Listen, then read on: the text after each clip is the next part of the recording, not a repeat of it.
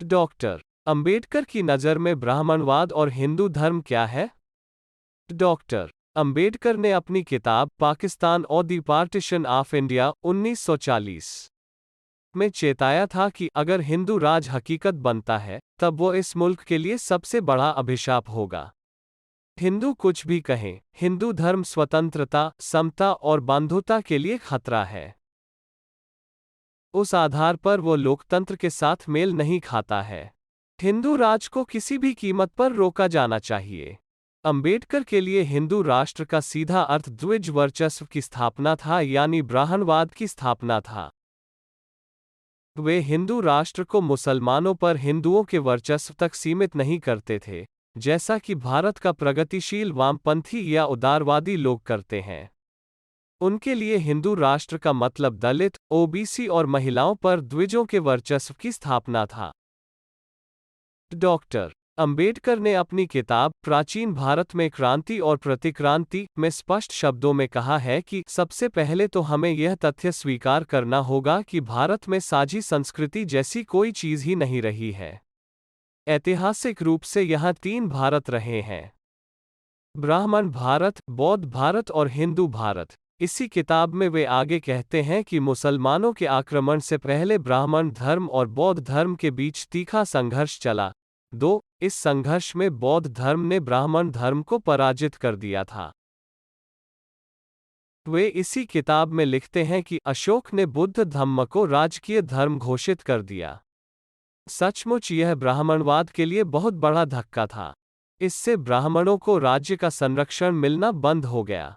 अशोक साम्राज्य में उन्हें गौण या अधीनस्थों का दर्जा दिया जाने लगा और उनकी अवहेलना की जाने लगी।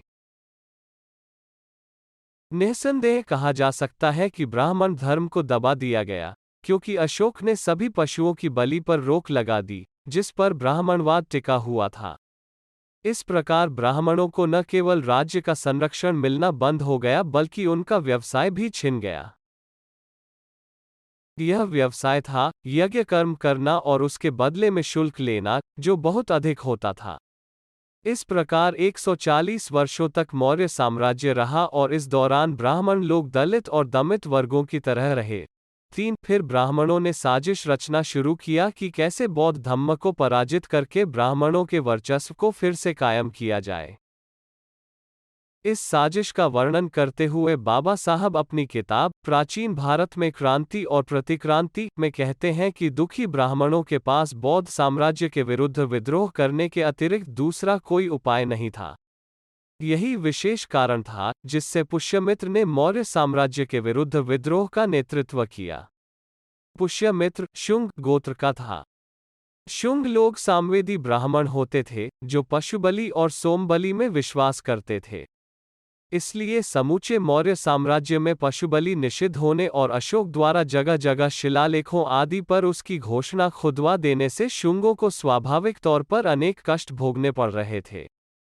पुष्यमित्र एक सामवेदी ब्राह्मण था, और अगर उसने ब्राह्मणों को ह्रास के लिए जिम्मेदार बौद्ध साम्राज्य को नष्ट कर ब्राह्मणों का उद्धार करने और उन्हें अपने धर्म के पालन की छूट देने का बीड़ा उठाया, तो यह कोई आश्चर्य की बात नहीं थी।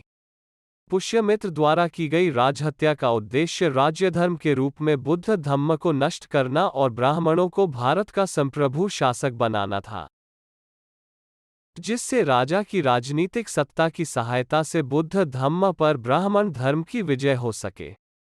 मौर्य साम्राज्य के विरुद्ध पुष्यमित्र ने जिस प्रतिक्रांति का सूत्रपात किया, उसका लक्ष्य बुद्ध धर्म का विनाश, अंतिम मौर्य सम्राट बृहद्रथ की हत्या करके और उसके स्थान पर ब्राह्मणवाद को स्थापित करना था, जो विधि संहिता के रूप में मनुस्मृति को अपनाए जाने के बारे में की गई उसकी घोषणा से स्पष्ट है।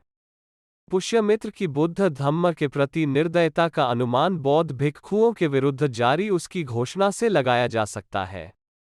इस घोषणा में पुष्यमित्र ने हर बौद्ध भिक्षु के कटे हुए सिर की कीमत 100 स्वर्ण मुद्राएं निर्धारित की थीं। आगे की जानकारी आपको पार्ट 2 में दी जाएगी। आपको ये वीडियो कैसी लगी कमेंट बॉक्स में बताएं और वीडियो को लाइक और हमारे YouTube चैनल PHS मोटिवेशन को सब्सक्राइब करें। जय भीम, जय भारत, नमो बुद्धाय।